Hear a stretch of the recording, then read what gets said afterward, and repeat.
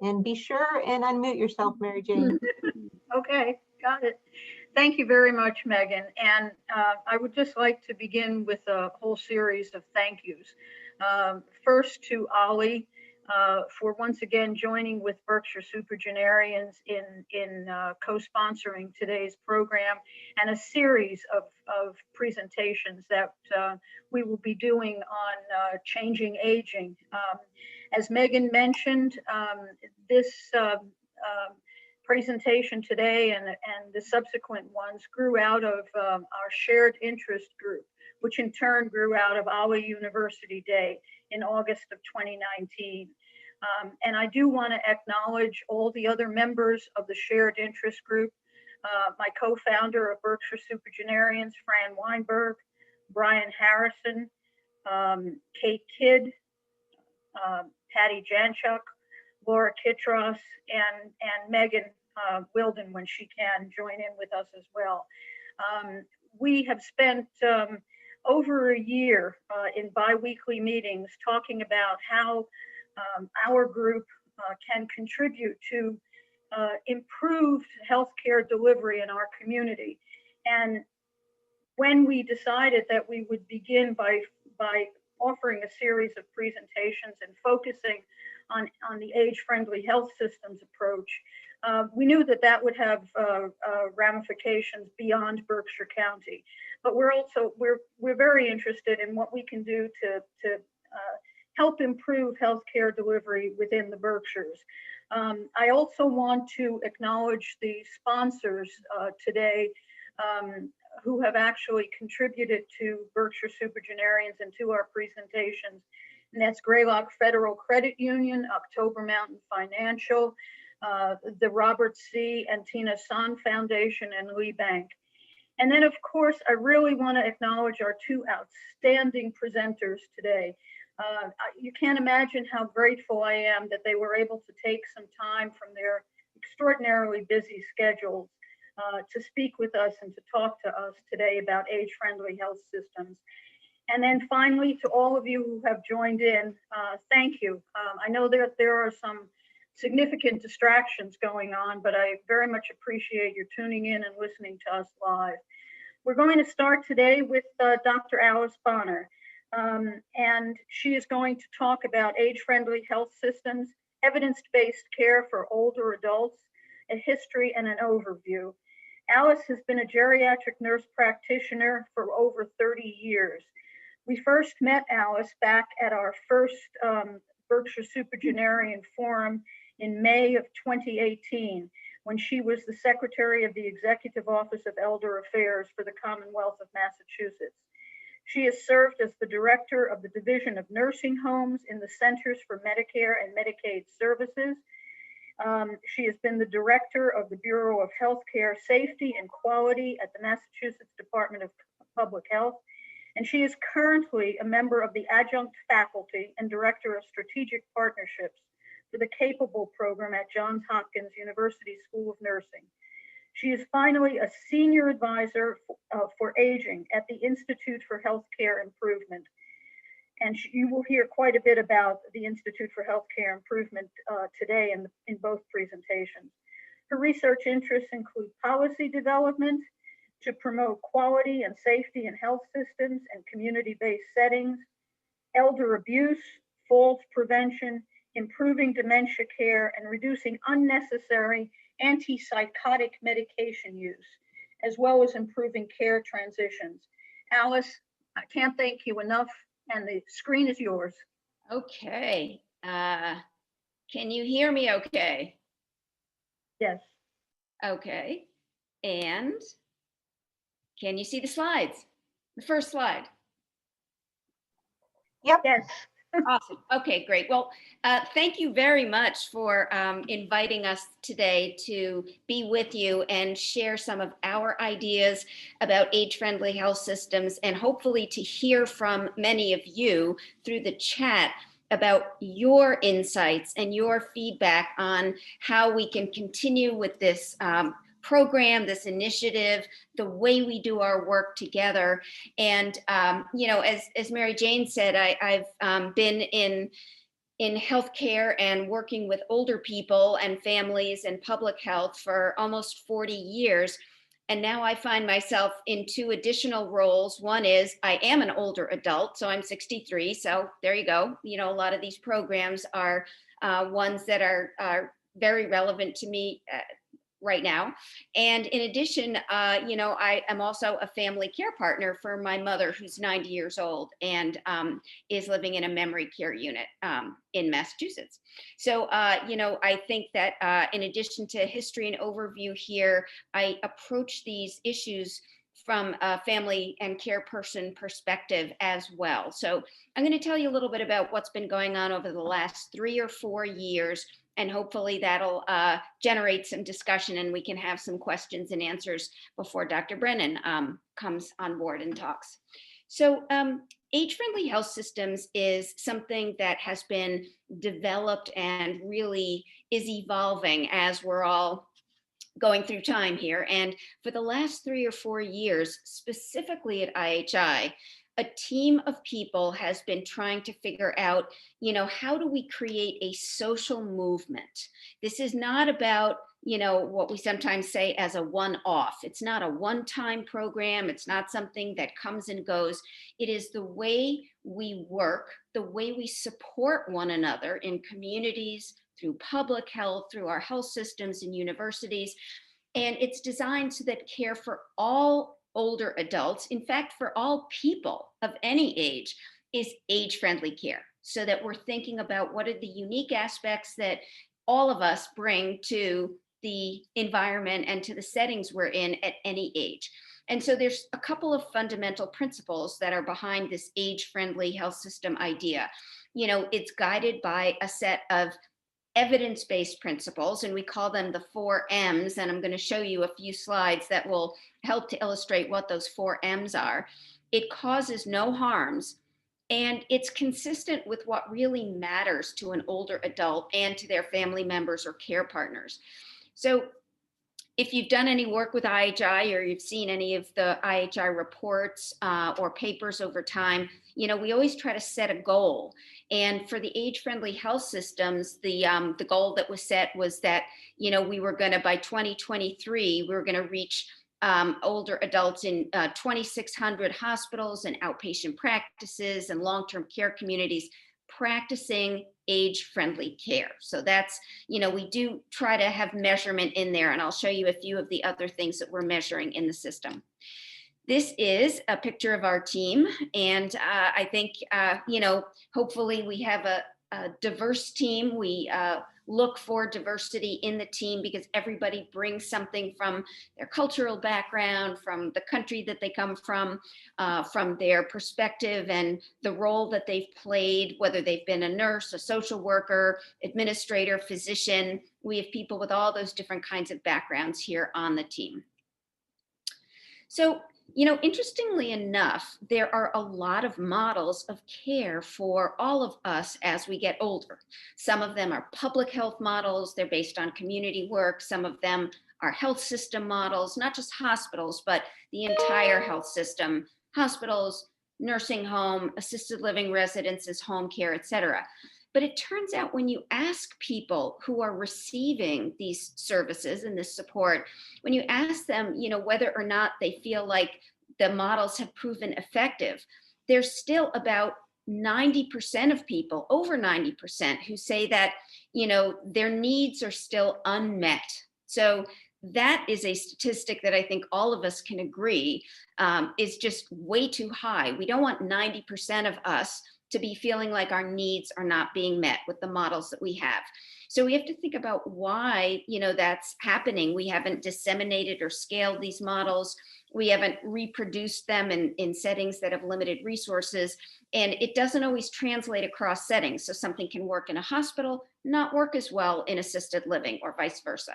So this is what we're trying to do right now, is figure out how can we continuously improve the models that we have and create systems of care so that people don't fall through the cracks when they go from one setting or group of providers to another.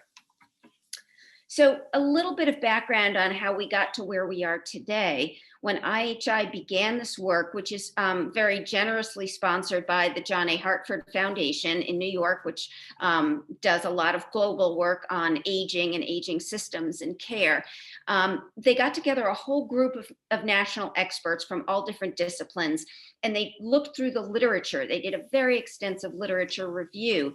And, they found that there were about 17 different models that had the highest level of evidence. So we call that 1 or 2A level of evidence. And it's based on the strongest type of studies that have been done. And so from those 17 models, it turned out there were 90 different features in those models that these experts talked through.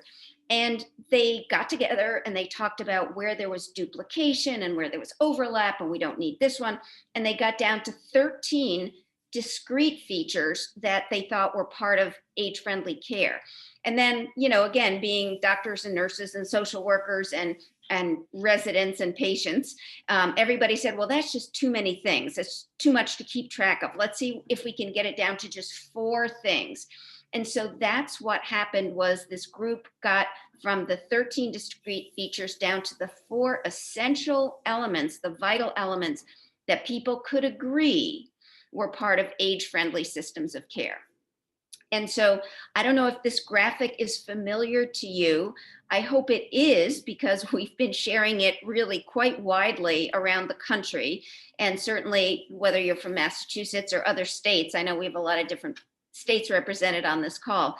This is the graphic that shows the 4 M's, which we talked about in the first slide. So the 4 M's are what matters, medications, mentation, and mobility. And, what matters, it gives you a little description here, is, the goal setting that I want to do. So I want to tell you what my goals are, because they might be different from what my doctors or my nurses' goals are. They're my goals, what's important to me. And some of those might have to do with serious illness or end of life. Some of them have to do with lots of other things, even things that might not initially seem like they're related to health, things like housing and transportation. So what matters is what matters to me as a patient or a resident. In terms of medications, that's looking at people who are on a lot of medications and would like to be on fewer medications, making sure people are on low risk medications whenever possible, et cetera. Mentation is looking at things like depression, dementia, or other, things like Alzheimer's, dementia, or other types of illnesses that are in that dementia category. And then delirium, which is a sudden change and usually has an underlying medical cause that needs to be addressed. So that's mentation. And then mobility is for all of us getting up and around and being out of bed and doing, the things that we want to do functionally and physically during the day. So those are the 4 M's. Now, you might say, well, how do we know that this makes sense? So, what evidence do we have that the 4 M's as a set are really a good way to approach care or support, whether we're living in the community, in our own home, or in senior housing, low-income housing, or living in assisted living or a nursing home? And so what IHI has done over the last several years is really continue to go through the literature as new research studies are published and new data emerges. And when someone calls up and says, to one of us on the age-friendly team, what evidence is there for, mobility after a fall? If, older people, a lot of us in this age group, will have at least one fall each year, sometimes more. And so what we've done is we've compiled the evidence in the scientific literature that supports why these 4 M's together are important, and what's important about each of them separately. So you don't need to, study what's here on this slide, but it's just to share with you and anyone you might speak with that there is literature out there and we can use it to support these points. Because, if we want health systems and communities and public health departments to take these 4 M's and make it part of the way they do their work every day, every nurse, every social worker, every clinician, every patient, every resident, every person, If we want to do that consistently and reliably, we want to make sure there's good evidence. It's an evidence-based program. So again, thinking through the 4Ms as a set is kind of where we are today. So there's been a lot of work that IHI has done, and other organizations have partnered with IHI, largely in terms of hospitals and outpatient or ambulatory care practices, physician offices, for example. And we're doing more and more work now in nursing homes, assisted living residences, and other congregate housing, 202 housing, senior housing, et cetera. And what we're really focusing in on is, what are the outcomes? What's different about the clinical care and how well people feel and their well-being, if you will, when we apply all 4Ms together as a set and do it consistently. So it's really a framework for organizing how people get support, how they think about their care, et cetera. And the goal that we have is that it's reliably practiced, that, if I think back on the 40 years that I've been in all different kinds of settings in healthcare and in the community, I think to myself, well, I think I practice the 4Ms. I think I'm pretty consistent with that. And I bet if you came and audited my practice, you would say, you think you're doing it, but you're not always doing it, because it's easy to fall into patterns of doing other things. And there's lots of priorities. So a lot of the time, what we want to do is design the system so that it works, so that we're supporting nurses and social workers and doctors and pharmacists, so that we're making it easy as possible to get the 4Ms to be part of the work every day, consistently, every shift, and that kind of thing. So we want to build on what people already know. It's so interesting when we get large groups of health systems on phone calls, and we have a lot of these phone calls where we have 100 health systems on the same call, and they start sharing information. It's amazing how much people are already practicing the 4Ms pretty much of the time, but not all the time. And so they want to get to, well, how can we design the system so that it really works consistently and reliably? And so that's what a lot of this is. But we do build on what people are already doing. The best practices and the things that we've learned over the last 3 or 4 years are just amazing. And they come from the health systems, from the hospitals and the nursing homes and housing units themselves. And throughout all of this, there's a big focus on leadership and communication, because it doesn't do any good for just the people who work in the health system or the hospital to know these things. We have to share it with everyone. And so, if you're imagining walking down the street in, Pittsfield or Lee or Lenox or wherever it is that you live out in Western Mass, or wherever you live across the country, because I know we have a lot of other states, as I said earlier, if you were walking down the street and you asked someone, do you know what the 4M framework is? Or have you heard about age-friendly health systems? There's parts of the country where you might get someone who says, oh, yes, I know about that. Our hospital works on that, or our nursing home is recognized as being age-friendly. But there's other parts of the country where people are going to be unfamiliar. And that's one of the opportunities here for all of us, for all of you, is to say, wow, I could be an advocate for this. I could really be a champion for this work. And we would be able to get age-friendly health systems really spread much more broadly across our system. So just something to think about. We'll come back to that at the end. So again, without getting too much into the weeds here, we did want to share that in terms of an age-friendly health system, there's 2 basic parts to it. The first is that we assess or we evaluate the 4Ms for each older person that we're working with that's in our care. And the second part is, once we assess the person and figure out where they do need some assistance, or where their goals are really important to them and we want to meet those goals, then we want to figure out, how do we act on what we now know?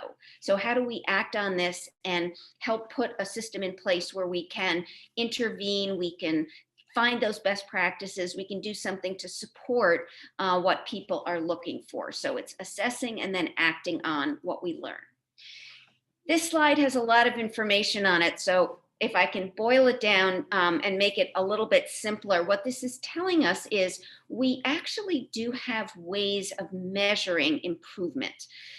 So, we have ways we can measure the outcomes, the clinical changes, and the clinical results from our care. And those are the things on the left-hand side of your slide. So, do people go back into the hospital? Do they get readmitted? HCAHPS is a survey that is done after hospital time or after nursing home time. There's an NHCAHPS survey, and it has to do with the experience of care. So that's another way of measuring how people did.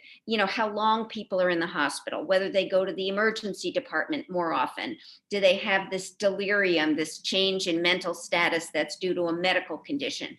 And for all of these measures, we can stratify by race and ethnicity. And I think right now, a lot of us have been reading about in the press, or we've been hearing about on the radio or on television, that there's a lot of disparities in our healthcare system. There's a lot of strong evidence that, not all populations or individuals receive the same level or type of care or quality of care. And sometimes that breaks down by differences by race or ethnicity or gender or other categories. So again, just for us to all think about, it's really important that there's equity in our work. And it's important that any person of any race background, cultural background, whatever, has the same opportunity for the same level and quality of care. And then on the right-hand side of your slide, we have what we call process measures, which is how we design our work and how we figure out whether it's happening consistently. So, are we documenting that we actually had a conversation about advanced care planning with each of our residents or patients? Do we document every time an individual comes in and they're on, any of the 7, what we categorize as the 7 high-risk medications? Of course, with older adults, any medication practically can be high risk, but there's certain categories, blood thinners and other ones that are even higher risk for this population. Do we screen people for these issues related to mentation and things like depression, which is very important in this population, and dementia and delirium? And then mobility. Do we screen people to make sure that we know what their mobility level is? It's amazing.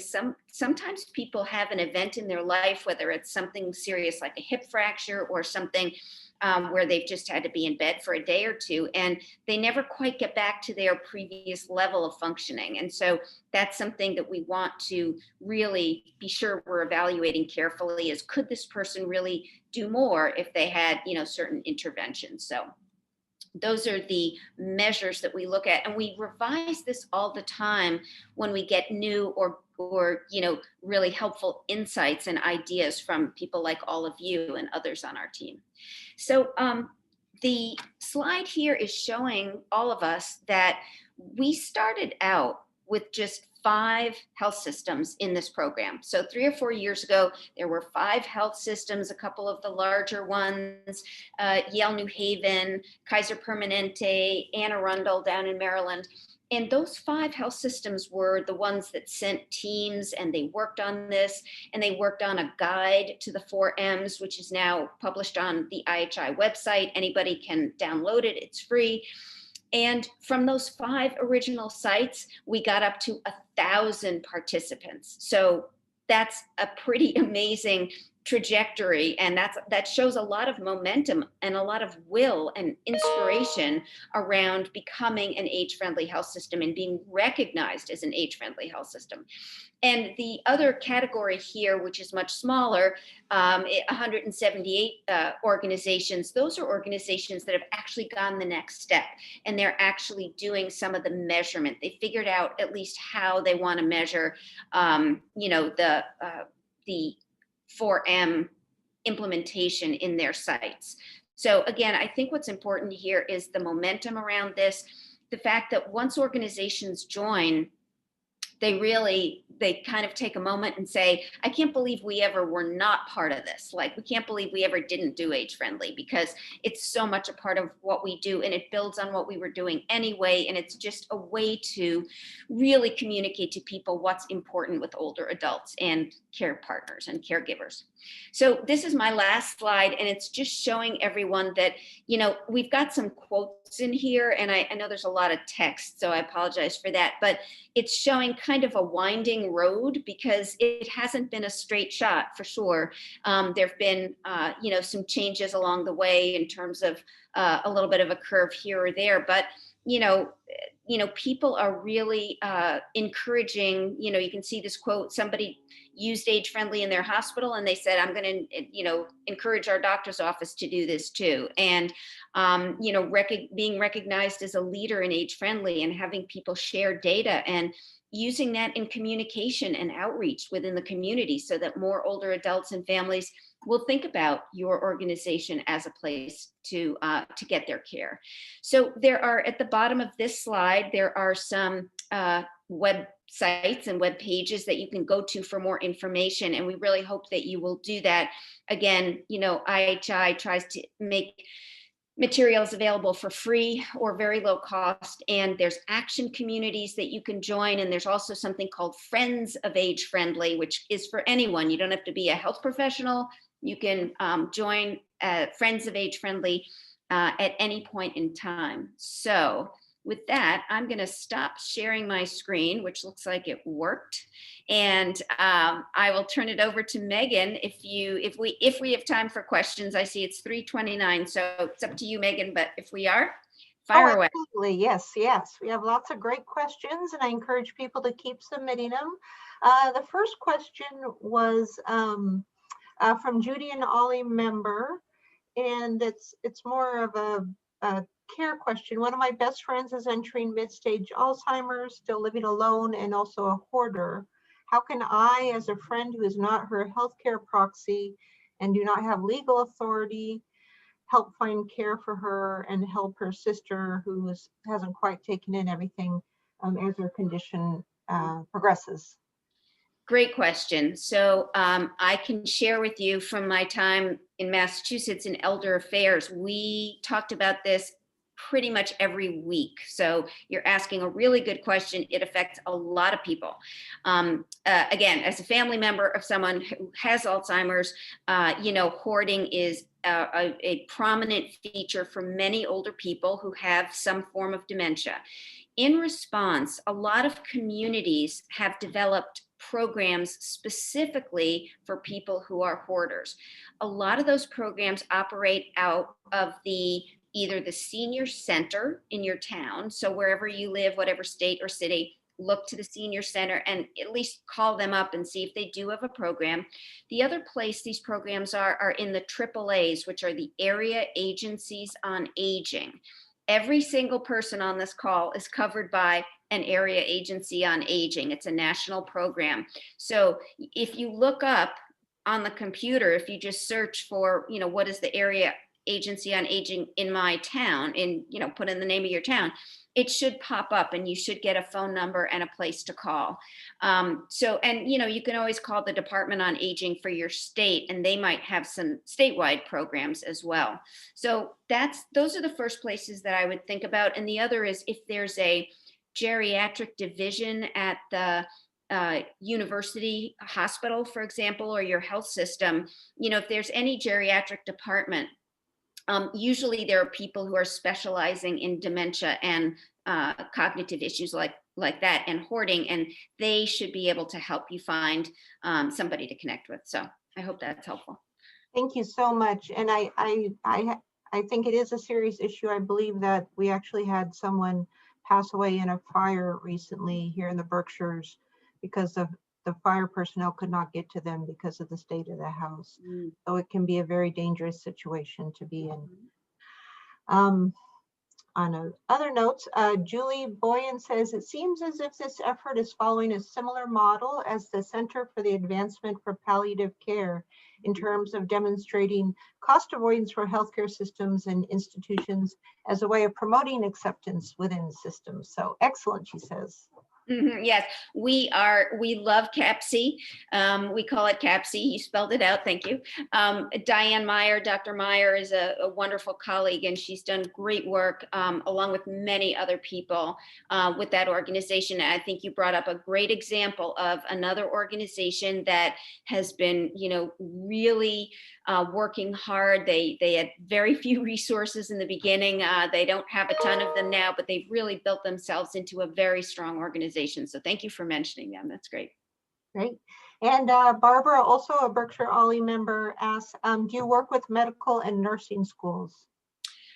We do. We have a fantastic group of medical and nursing schools in the program from many different states. We have people from Alaska, Hawaii, California, all over the US. We have people like Dr. Donna Fick, who is a nurse researcher and a specialist in delirium, for example. We have a lot of pharmacy colleagues who are at university pharmacy programs and PharmD programs, people like Dr. Nikki Brandt and others. And so we get great insights and thoughts from them.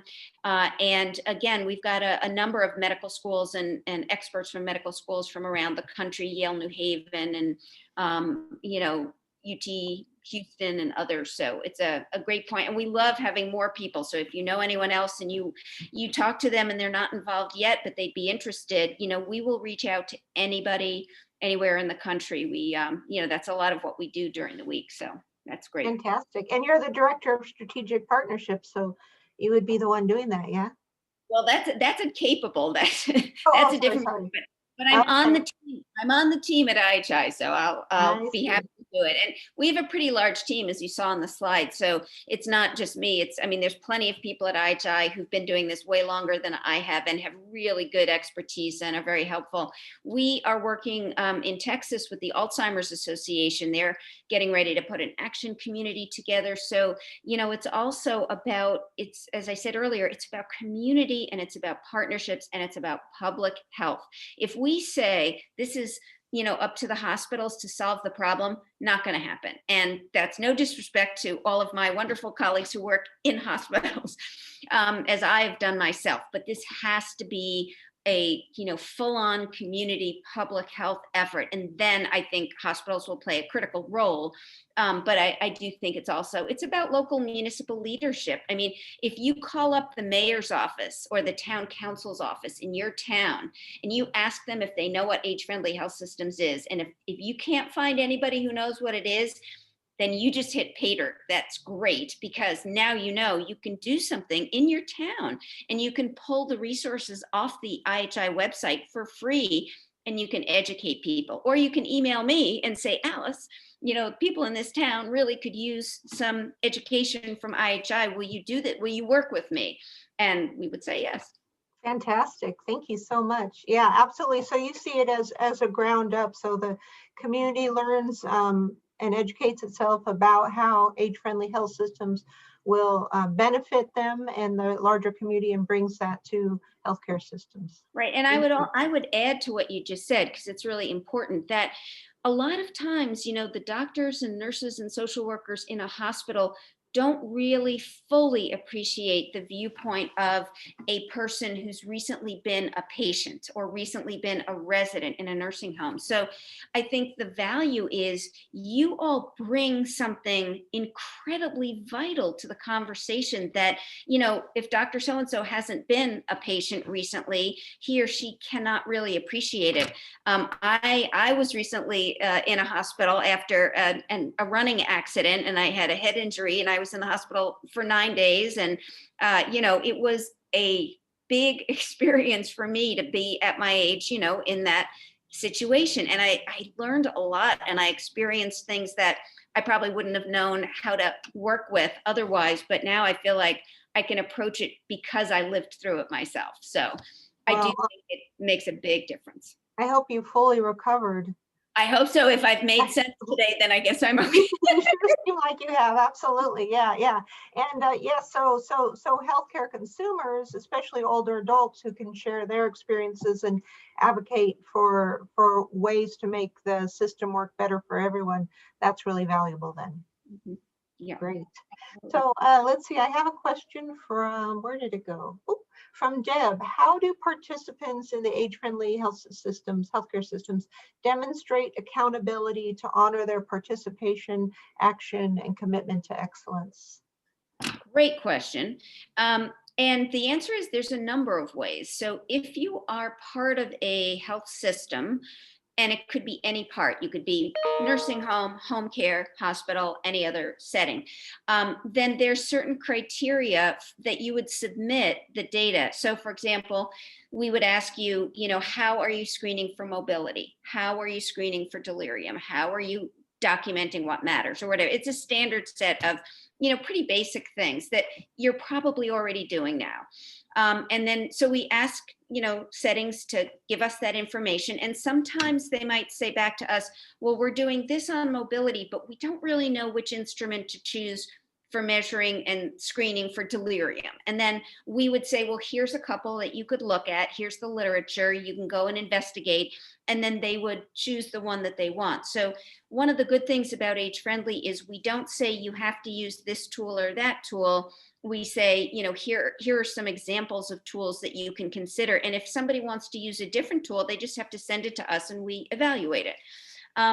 As far as individuals, so if you were to join Friends of Age Friendly, really, you would just be joining the phone calls that happen quarterly, and you'd be giving ideas. And, that's really enough, I think, to be recognized as somebody who's part of the movement. I think, one of the things that we believe about this is everybody's got a different approach and a way that they can or would like to participate.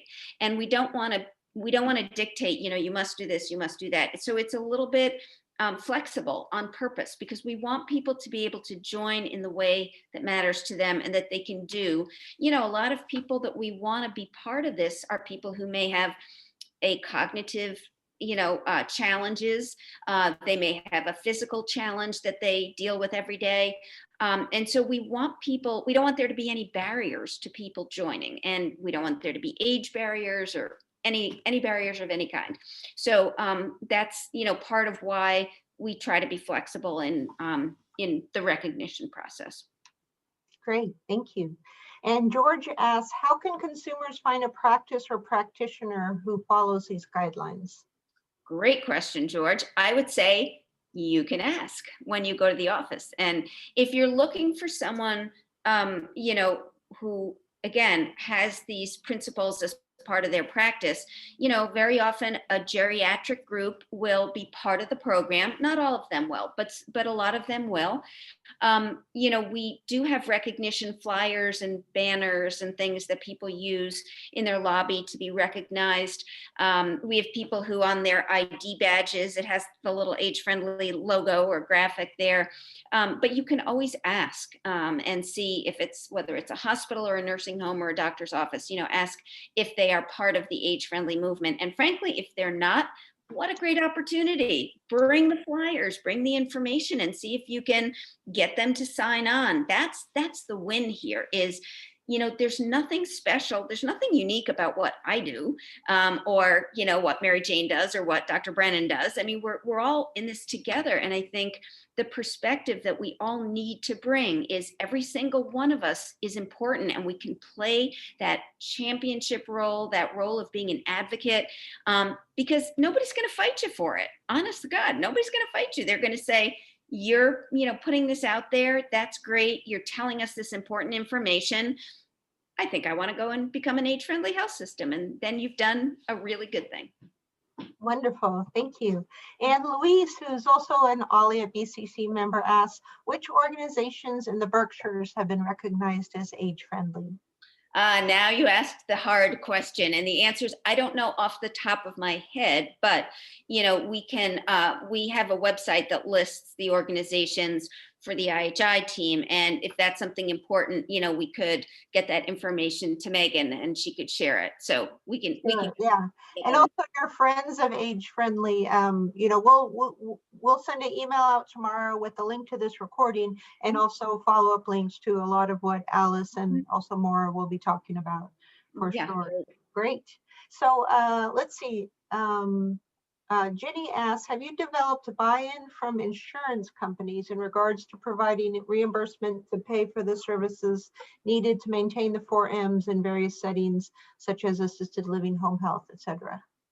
Great question. The answer is, and I used to work in government, and I used to work with the nursing home and the assisted living regulations here in Massachusetts. So I'm speaking from that perspective. The true answer is the requirement to make the 4M care framework part of care is actually already there. It's already in the regulations, meaning you cannot run a nursing home, a hospital, a home health agency, and not treat people for challenges that they have with mobility. You cannot be a prescriber like myself and put people on a bunch of high risk medications that they don't even have a reason to be on, et cetera. So, the insurance companies are already bound by the regulations if their members are in these settings. And so it's, they feel that they already have the ability to hold people accountable for providing 4M's care. That's why we like to say, it's really a framework. It's kind of a way of thinking about this. And it doesn't require changes to the regulations. Nursing homes have a whole detailed set of regulations around quality assurance performance improvement, which is a mouthful, QAPI, you can say for short, and hospitals have those requirements too. So again, it's already a requirement. I think the better response to your question is that we need to make sure people are asking about this when they do an inspection or they do a survey of a setting, because if the surveyors ask about it, then the organizations will pay attention.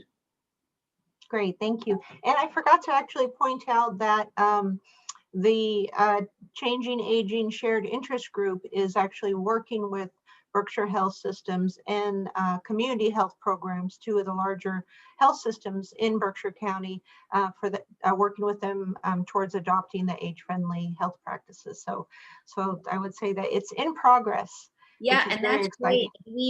I'm so glad you mentioned that, because we have actually spoken to a couple of the physicians and the senior leadership, the CEO and so forth at Berkshire Health System, and they did just join one of the most recent action communities that started. So they are really early in the process, and I think any help and support that you guys can give to Berkshire, they will absolutely appreciate. They've said that they would appreciate that. They really want to do age friendly, but like everything else, there's resource limitations. So we have to keep this as a high priority for them, because there's obviously with COVID and everything else, lots of priorities out there. But I do appreciate, thank you for any help that you can give them. That's terrific. It's great, thank you. Yes, it's a great group. And even though they are subsumed currently, especially with COVID, COVID is completely intertwined with care for older adults. So there's best of times, worst of times to adopt it. So many great questions. I'll try to get to them all, but we're going to be hearing from Dr. Brennan shortly. Here's an interesting one from Barbara. After practicing transcendental meditation for almost 50 years, I have found it has slowed down my aging process. Should one encourage people to meditate either alone or in groups? That's a great question. I'm laughing because my husband has taken to meditating twice a day now that he's retired, and he just thinks it's the greatest thing. And I don't meditate at all. So I just, that's where I'm coming from. I think any interventions that can be helpful and make people feel better, and if their perception is that it has in some way mitigated the aging process, I think that's great, whether it's meditation or other interventions. Some people change their diet, some people exercise, some people, do other kinds of things, volunteering. I mean, there's so many things. And I think there's some good data on all of those things, including what you said about meditation. So I think people have to choose what's right for them, but it's a great point. And I'd like to add to that list lifelong learning. Yeah, Continuing to learn and take classes and so forth is absolutely critical. Absolutely critical. very important. And I think it's fascinating. The Massachusetts Cultural Council, as you may be aware, started a pilot program of social prescriptions where to encourage doctors to write prescriptions such as take an art class or go to a museum and so forth. I'm sure that, that has changed with COVID as well, but it's something that England has done, I believe, quite successfully. And I believe Massachusetts is the first in the nation to do that. So very interesting. Let's see.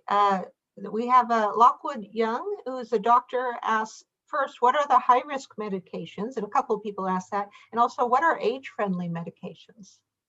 Oh my gosh, those are great questions. There's actually a few websites that address issues of medication optimization in older people. The University of Maryland, the main University of Maryland, has the Lamy Center, and that's spelled Lamy. And the Lamy Center has been around for several years now, and they, in the last year, probably in the last 6 months, we had a panel of us and put up a new web page that was specifically about optimizing medication prescribing in nursing homes. But a lot of the same people who are living in a nursing home could also be living in the community. So I think the principles are really there. High-risk medications is a tricky category because, for those of us who work with older adults, almost any medication could be a high-risk medication, depending on a whole bunch of other factors and the other medications the person's on, et cetera. But typically things that lead to issues are medications that need monitoring in some way. So, if you're on anticoagulation and it requires, checking an INR or some other test. If you're on a drug that's like an anti-seizure drug that requires levels, or a heart drug that requires levels, anything like that, because if you fail to monitor, then it can cause problems. The other thing is, sometimes it's interactions. So it's being put on two medications, either one of which by itself would be fine, but when you combine them, they actually interact in a way that leads to negative results. So, and then finally, psychoactive medications. Psychoactive is a broad category. It includes antipsychotic medications, antidepressants, anti-anxiety, sedatives, hypnotics, et cetera. And any of those medications can really change people's thinking and alertness and can cause issues. So those are just off the top of my head, some of the categories. Again, anything like a regular old blood pressure medication, if the dose is too high or it interacts with something else, can be a problem. So age-friendly medications are generally not pills. They're generally things where, as much as possible, we do something else. So for people who have diabetes, that's another high-risk category, is diabetes medications. Instead of needing medications, if it can be controlled with diet and exercise and those kinds of things, that's preferable because there's fewer chances of interactions or adverse effects. So, age-friendly medications, there are, again, staying away from sleeping pills, writ large, and instead, proposing other interventions to help people sleep. Sleep is a huge issue as many of us get older. People do go to the doctor looking for answers, and, there's risks with sleeping medications in many cases. So, long-winded answer to your question, which is a great question, but see if you get some information on the Lamy site. And if not, for follow-up to any of these questions, I included my my email, and Megan has my email, and so does Mary Jane. So you're welcome to reach out to me, and I'm happy to do my best to connect you with resources. Great. Thank you so much, Alice. This has been just fascinating. And we run out of time because we now want to bring on Maura Brennan. And there she is. So thank you again, Alice, and welcome, Maura, and Mary Jane will now introduce Dr. Brennan. Let me just reiterate that. Thank you, Alice. That was very informative. There were a number of tidbits that you mentioned that I don't think any of us working on this shared interest group realized. It's absolutely a pleasure for me to introduce Dr. Maura Brennan. who will be talking about age-friendly health systems, progress to date and future opportunities at Bay State Medical Center in Springfield, Mass. Maura received her bachelor's degree from Barnard College, and she graduated from Yale University School of Medicine.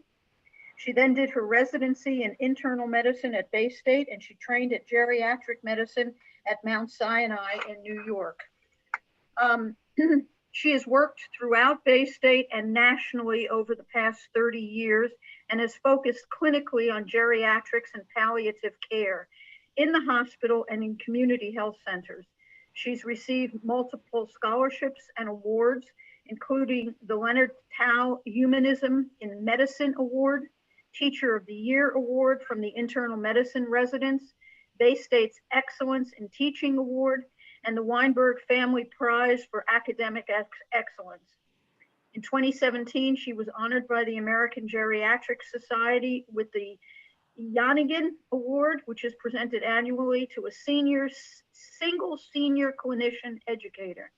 She is a fellow of the American College of Physicians, the American Geriatric Society, the American Academy of Hospice and Palliative Medicine, and has served as president of the National Association for Geriatric Education, as well as multiple committees and working on groups for AGS and other national guidelines. She has led Bay State Health's Geriatrics Workforce Enhancement Program and the grant received from the Human Resources and Services Administration. And I hope you might mention that GWEP in your talk, Maura. This award is going to continue through 2024, and it makes Bay State one of only 48 nationally funded geriatrics education centers and supports educational and clinical programming in geriatrics and palliative care. The work that Maura has put in has led to Bay State Medical Center and its community health centers being recognized by IHI, the Institute for Healthcare Improvement, as the first age-friendly healthcare institution in the nation. So it is absolutely my pleasure and delight to introduce Dr. Maura Brennan. Thank you. Let's see if I can get the slides up. Do you see them? No. Not yet. Make sure it's a 1, 2, 3. Share screen, find the screen, and then hit share. How about now? We're good? Yep, absolutely. Okay.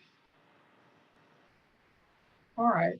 So what I'm hoping to do today is talk a little bit about what some of the national challenges and more local and regional ones are which are facing us. Alice has touched on some of those.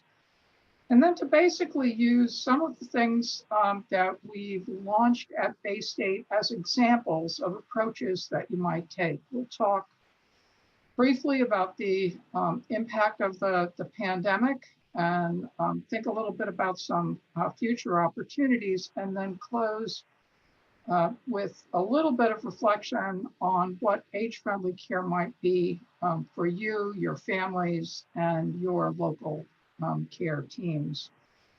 So this data really hasn't changed. But basically what it shows you is that the number of older people, which like Alice includes me as well, has been rising with the passage of time and will continue to do so. But we are not having an increase in sort of trained experts to care for older adults. The image shows basically a flat level of geriatric medicine experts, geriatricians, and the same thing would be true if you looked at data for geriatric social workers, geriatric nurses, et cetera. So a growing need and a limited supply of experts. I know some of you are outside of Massachusetts, but I think the bulk of the attendees are from our state. And what this shows you is the darker colors are the places that have the highest proportion of older people who have multiple medical problems, 4 or more chronic conditions. And the dots are where the geriatric medicine experts are situated.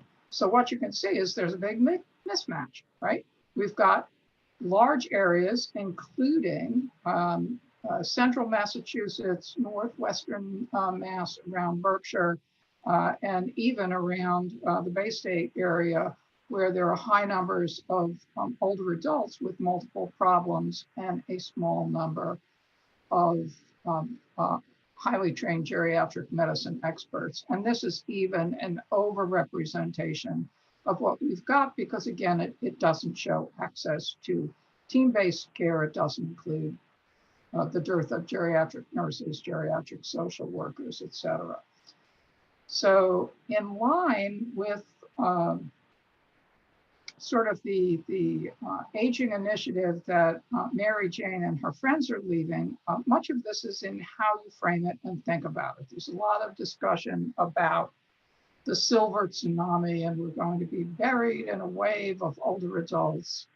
Not really, right? That's a success, that we have increasing numbers of people frequently in good health surviving to advanced ages. So I prefer to think of it as what we need to do to take care of ourselves and beloved family members. The white-haired lady you see next to the bride is my mother at my daughter's wedding, which was about a month before she died from a bladder cancer. And you can see she still had an enormous amount to contribute at that point.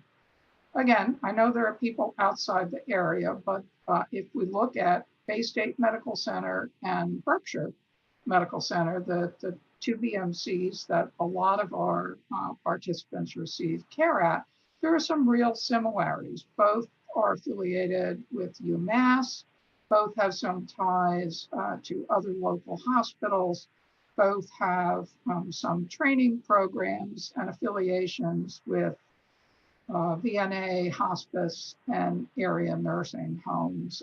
Bay State Medical Center is larger, has more training programs, but there are a lot of similarities. Bay State does have sort of a division of geriatrics and palliative care that gives us a little bit more of a leg up in starting some of this work.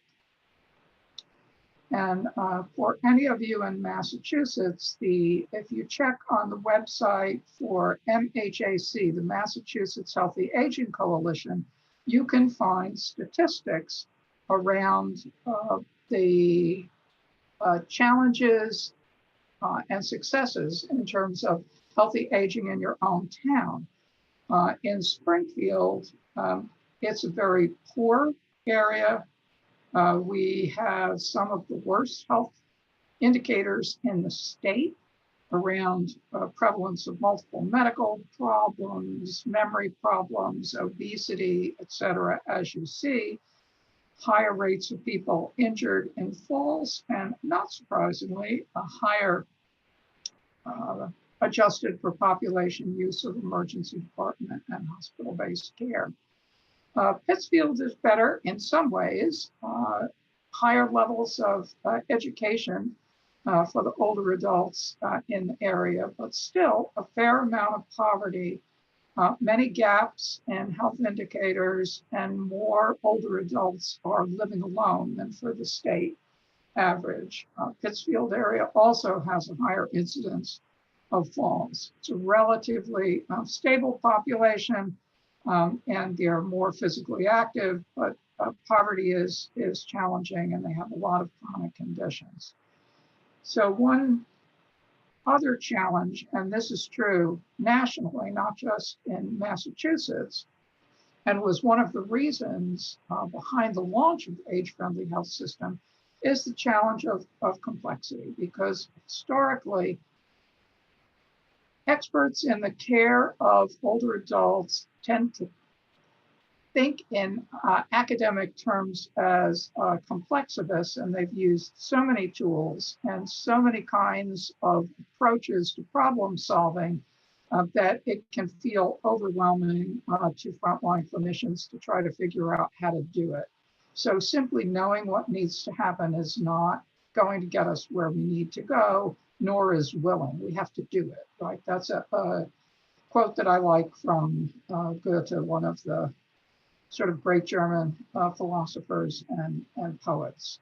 So in summary, we had to begin to figure out what do we do about the challenge of complexity, gaps in clear standards, disparities in access, which you even saw on that map, and the low numbers of highly trained experts that we've got to take care of our older adults. And we had to figure out a way that we could begin to do it despite the fact that we've got a largely broken healthcare system, overworked clinicians, and sort of stressed hospital systems.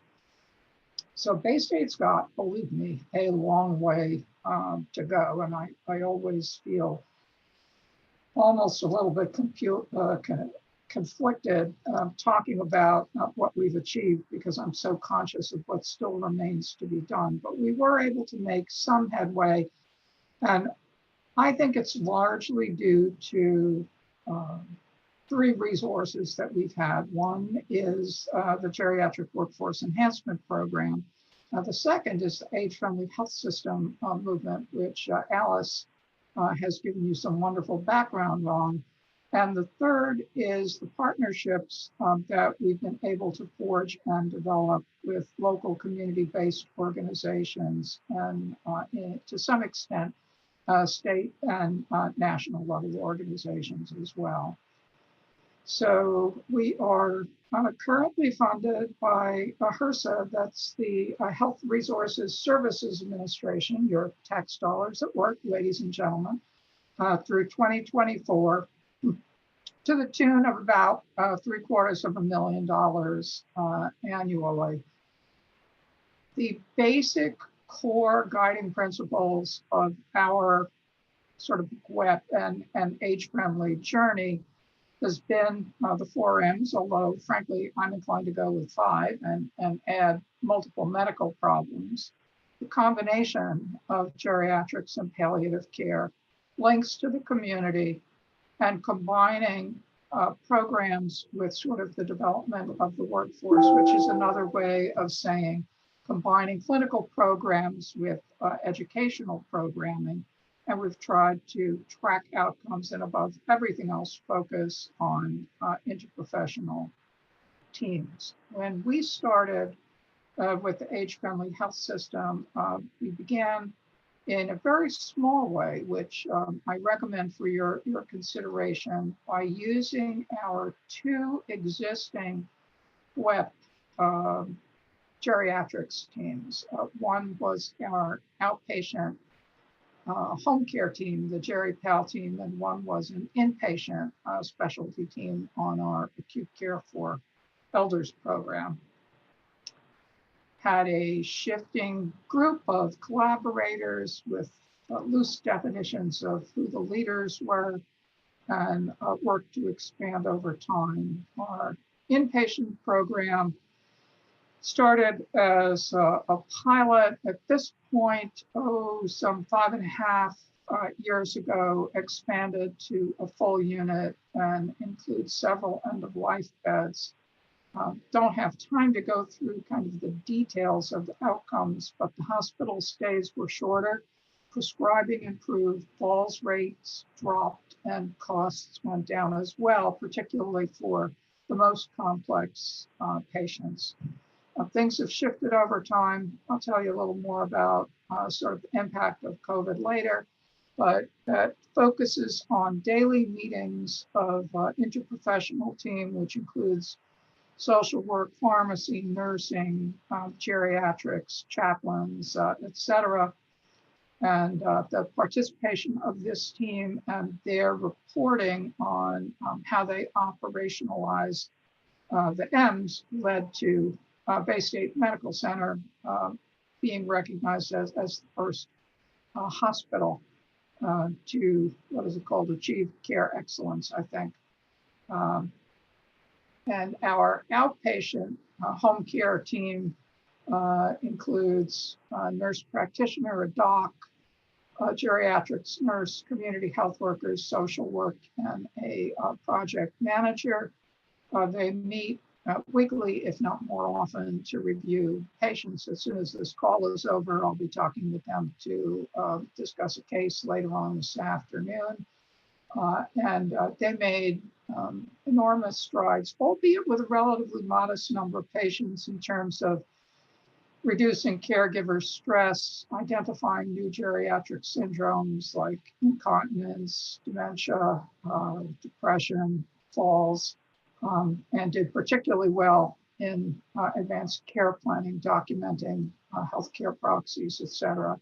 And they are the team that secured recognition for our community health centers as committed to care excellence in the age-friendly system.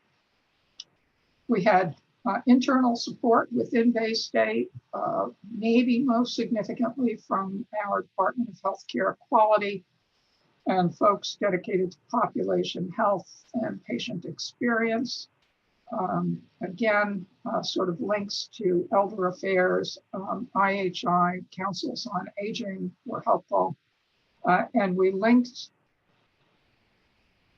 our work and progress in age-friendly health system to citywide age and dementia-friendly city work. So as a result, all three recognitions were announced on the same day at this point about a year and a half ago, with nice press coverage and participation by city and state leaders as well. However, change was coming, right? Darwin, not the strongest of the species or the most intelligent that survives, but the one most adaptable to change.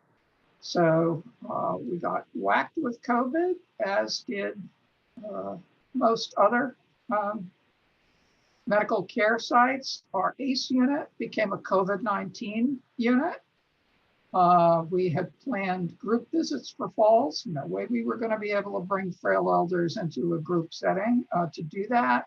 The home care team couldn't go into a lot of the homes at one point, and a variety of other programs got put on hold.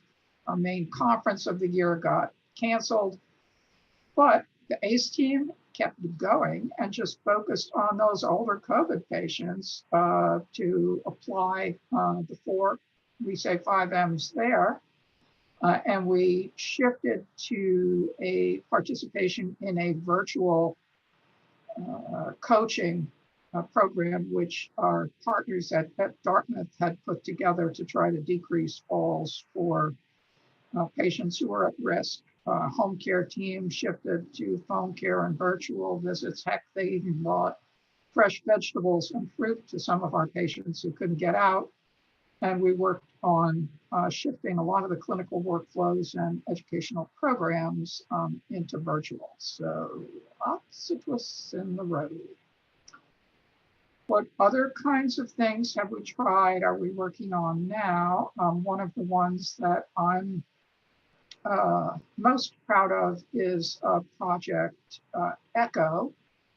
Basically, it's a virtual coaching program for frontline folks in primary care, where there's a brief teaching session for 10 minutes or so by the kind of geriatric core team at Bay State, and the frontline docs and advanced practice folks present challenging cases that they need help with, and all the participants give them some feedback.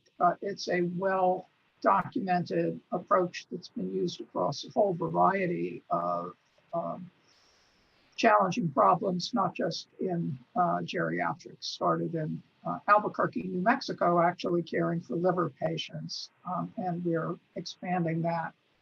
Have a number of quality improvement competitions where people kind of present proposals for how they're going to apply the M's to improve care. And we vote on judging the best and then award some funding. Done all kinds of new teaching sessions, are adapting evaluations that the trainees at the hospital are doing for their own patients into kind of a telephonic and virtual format. Moving forward, we're planning to expand our Project ECHO by adding quality improvement component to it, where they'll be thinking not just about clinical cases, but the sort of cases of how they're going to employ the 4Ms at a wider level. We're planning to expand rather to Central Mass, and geriatrics crew at UMass Worcester is going to help us with that. And in the future, launch a nursing home ECHO as well. Alice and I are also going to be talking soon, along with some other folks, about how we could use this approach to support some upcoming recommendations from the Governor's Advisory Council on Alzheimer's disease, which should be released over the next couple of months. And we're working on restructuring some existing annual visits for older adults to more explicitly and address age-friendly goals at a higher level. And again, we've shifted a number of our educational programs into virtual. So why do it? I think Alice has already made the case. It's an evidence-based approach that links you into a national movement and tries to ensure that despite limited access to experts, all older adults get basic geriatrics care attentive to their special needs. It's kind of like a woman should have a gynecologist, or a kid should get access to pediatrics expertise. So what could you do? You could ask folks, right? The people taking care of you, if they know about it and if they plan to participate. You can give them the IHI link, which I've listed below, and Alice has told you about that. But honestly, if you don't get too far, kind of be gentle and be polite, but take charge yourself if you need to. Every time you go to see your primary care person, bring up one of the M's. Would you mind spending a few minutes talking with me about what matters? Could we review my medications to see if there's anything that might be high risk or could be eliminated? I'm concerned about falls. Is there anything that we could do while I'm here in the office to try to assess my falls risk? So take charge and bring these up yourselves if you need to. And this is indeed, like almost everything in geriatrics, or for that matter, palliative care, a team sport, right? So you can move fast if you go alone, but we're going to have to all pull and row together in the same direction to make progress in terms of really democratizing access to basic geriatrics expertise. And that is what I've got, and I'd be happy to also answer any questions now if I can. Great. Thank you so much, Dr. Brennan. That was congratulations on all your good work at Bay State and really the example you set for the rest of the country. More good questions. Fran asks, if COVID has caused some health systems to take time away from certification as an age-friendly health systems, how would you make up that lost time? And she has the second question, how much does it cost a health system to become age-friendly or be certified as age-friendly? Okay, the first, you're right. How much bandwidth people have got to focus on a different initiative now when everybody's running like chickens with their heads cut off is challenging. And frankly, I am not amazed that this has shifted to a back burner as people have struggled to just keep folks alive. So I get that. On the other hand, it's absolutely true that in fact, the majority of at least hospitalized COVID patients are people who need an age-friendly approach. So that's what we attempted to do at Bay State. I said, fine, we'll be your COVID unit, but just let us continue to sort of meet daily, try to assess the drugs, keep people as mobile as possible. identify when folks are getting confused and try to do the best we can with what we've got. And I think that's probably all that you can reasonably do.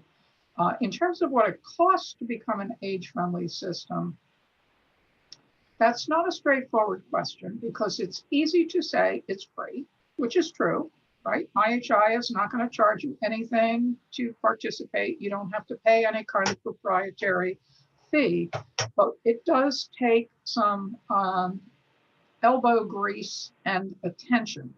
So essentially what's required is supporting some time for a core team to operationalize it. And there will be a payoff for it in terms of the sorts of things that you saw with the two teams that I presented here, that you're going to get better patient satisfaction, your length of stay is going to go down. So it's definitely worth it, but the cost is the cost in terms of kind of equity sweat up front. The approach that I took, that I think probably most people who've managed to move forward with this has been to start small, right? If you hear of it as an age-friendly health system and think that you have to transform your whole system, people are going to put their heads down on the desk and cry, right? Because that is such a daunting and potentially expensive issue if you're going to protect all that time. On the other hand, if you say, I'm going to do it on one unit on my hospital for the subset of patients who are over the age of whatever, and next week I'm going to try it out with 6 people, then it starts to become much more manageable. And yes, there's still some cost in terms of human resources, which frankly is frequently the major barrier, but it's not an insurmountable one. I think, Maura, just so you know, I had chatted in like 2 minutes before you gave that explanation, almost the exact same explanation. You just said it way better, but I tried. There's a reason why we're friends, right, Alice? Right, that's right. Thank you both. Did you want to add anything further, Alice? No, I echoed what Dr. Brennan just said, that it's so important to start one patient, one unit, one nurse, one physician at a time. That's great advice. And, you know, we all fail when we're testing things. So there's going to be things that go wrong, and you want to do that with just one person rather than 100 people, because then you learn from it and you revise, and then it does better going forward. So. Absolutely. Great. Mary Jane, did you want to ask something? I think that is absolutely critical, and most especially perhaps in Berkshire County, and I don't think that's initially very clear, that you can start small. You can start with one unit. You can, and because you don't have to be overwhelmed by this concept. You don't have to go in putting so much manpower into this that it becomes overwhelming. And I think that's a critical take-home message. Thank you, Mary Jane. Fran asks, how have local politicians recognized the work of Bay State in helping older adults?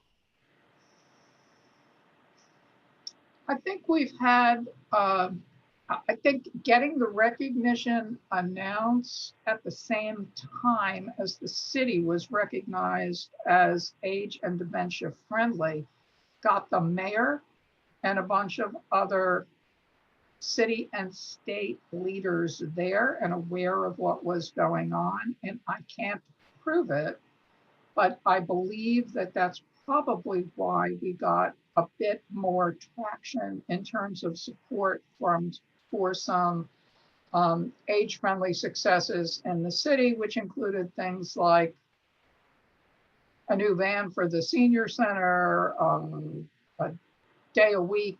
I'm not sure if it's still running with COVID, where the seniors could ride the buses free, et cetera. So I am a tad cynical in that I attempt to never overlook an opportunity to secure favorable publicity, both for the health system and for kind of the overall programming and age-friendly movement. because I feel like that's money in the bank, and I may need to make a withdrawal at some point, right? I'm going to need people to help me. So the largest amount of goodwill I can get from sort of demonstrating successes and giving other people credit and collaborations, that's to all our benefits. Yeah, and I would add to what Dr. Brennan just said, that don't assume, none of us should assume that our local political leaders know about this or understand it. And most of them don't. They just don't. So this is where we are in our silos, right? We've got the whole healthcare silo over here, and the mayor and the town council and all those people, they're in a different world. And so we need to bring those things together. And that's what we all can do. So, you know, if there is a mayor, a town council, selectmen, any local municipal folks, pick up the phone, email them, call the office and say, do you know about Age Friendly? Have you heard about this? Oh, by the way, Berkshire Health Systems is working toward this. They just started. You know, we all need to come together. Everything that Dr. Brennan said, and you know, get yourself there. You can wear a mask, you can socially distance, but you can still, you know, do the in-person stuff, or you could do a Zoom call like this. And, you know, to just bring the information to people so that they know where to look, where to find it, make it easy, not, you know, too many clicks. And I just think that's one of the most important things everybody on this call can do. Pick up the phone, call your local politicians and let them know about it. Absolutely. And I'm happy to say that one of Senator Hines's staff is on the program today listening. So that's terrific. That's great. So we have a question. I'm sorry, Mary Jane? Just one other thing, and again, Dr. Brennan and Dr. Bonner, the GWEP program and the ECHO program, I know we're here to talk about age-friendly health systems, but I think those two programs can contribute a huge amount to improving healthcare delivery in an area. No, and I don't think people know what those acronyms are, Mary Jane. I'll take care of it. That GWEP or GWEP stands for Geriatric Workforce Enhancement Program. That's that $750,000 annually grant that is federally funded that I referenced in the talk. And yes, the truth is, the program is the program, and you don't need to be a GWEP to participate in Age Friendly. But the GWEP grants from the very beginning of this funding cycle, there was a crystal clear emphasis from HRSA, the federal government, that we needed to focus on age friendly if we were going to have any prayer of getting funded. So if it's people outside of Massachusetts, you may have a GWEP, look it up, and they are going to be absolutely dedicated to moving this work forward. In Massachusetts, we only have one funded, which is the one at Bay State. And we are not necessarily charged with just trying to improve things at Bay State. We're supposed to be helping as broadly as we can. So for example, our ECHO program, where people would call in weekly to take turns presenting cases and listen to brief teaching sessions. Any primary care site in Massachusetts can join. I have one friend who's in the program who's probably going to be relocating to Washington, and she said, "Can I still call in?" I said, "Heck yeah!" Right. So that is another opportunity for folks in Berkshire County or any place else. We would more than welcome any site that wants to participate. This one's for primary care. Great, thank you. And we're almost out of time. We still have lots of questions from a variety of people, including people that haven't had a chance to ask a question yet. From Catherine Kidd, we have a lot of OLLI members who live in assisted living communities. How could they make their communities, their assisted living communities, age-friendly health systems? So I chatted in a response to that, and also a response to Deb's point there, both really good ones. We're fortunate that we do have a number of assisted living residences, both in the Age-Friendly Health System program and also separately listening in on Project Echo. We need to do more. The focus with COVID-19 has been on nursing homes because the death rates have been so very high in those nursing homes, but we're missing a lot of data on assisted living residences because they're each, overseen by the state. So we don't have as good data. But I think it's a very good point. We have to engage across all of these settings: home care, home health, PACE, assisted living. So we hope to do more with them going forward. Great. And Becky just said, put something in chat if you want more information on Bay State's Project Echo. Please email her at rebecca.dober@baystatehealth.org, and we'll send that email out. And we are out of time, so I just want to thank you all so much. Thank you, Dr. Brennan. Thank you, Dr. Bonner, for joining us today. You can let's see. And I want to thank especially the members of OLLI's Changing Aging Shared Interest Group, especially its chair, Brian Harrison, as well as Catherine Kidd, the chair of the University Day Committee that led to the group, Patty Janchuk, Fran Weinberg, Mary Jane Matina, who introduced you guys today and who's been a great connector, and Laura Kitros from Age Friendly Berkshires. The group welcomes new members who would like to explore aging issues and opportunities. So if you're interested in joining them, you can send me an email at mwilden@berkshirecc.edu. You'll get a recording of this afterwards with more links and information. This is part of a series. The next online program will be on equity in healthcare among diverse older adults with Dr. Lena Macaroon on Thursday, February 4th at 3 p.m. And in March, we're honored to present author and Dr. Louise Aronson, who wrote the best-selling book, Elderhood. So stay tuned. You're on our email list and you'll hear more about it if you're here today. And again, thank you very much, Dr. Brennan and Dr. Bonner. Thanks to our partners, Age Friendly Berkshires and Berkshire SuperGenarians as well. Have a good day. Thanks for having us. And thanks for everything all of you are doing out there in the world, and keep being an advocate. We need every single one of you. So thanks. Absolutely. Thank you. Bye-bye.